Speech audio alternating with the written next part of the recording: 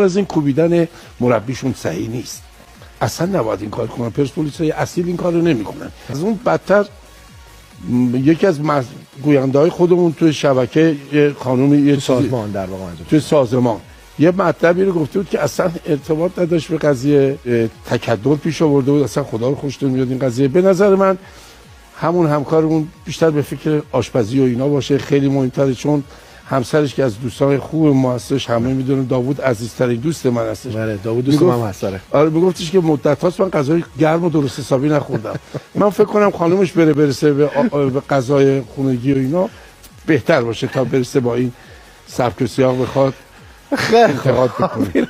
خیلی عزیز. آقای هاشمیان دوست عزیز ما، با احترام به شما جای درستی نایستادید.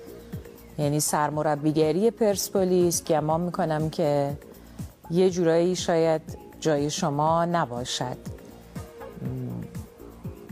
بازی‌های زیادی الان از لیگ گذشته در